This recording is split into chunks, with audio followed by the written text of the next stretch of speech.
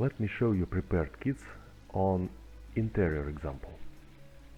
Go to prepared kits, go to interior, and you can use the prepared kit. Just simply click somewhere on the kit and then click Add to Print. Go to the print window. Here we see a new button here. Okay, so this is our kit.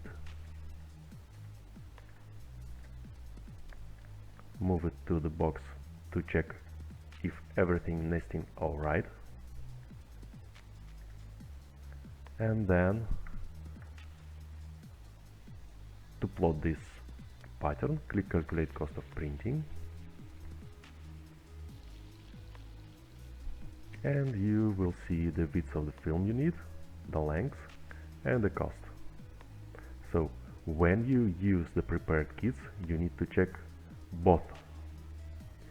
So we use the kit with the minimal margins from the edges, and our plotter is ready to cut. So film is loaded and the plotter in the correct position. After that, you can click Confirm Printing and your pattern go to the plotter.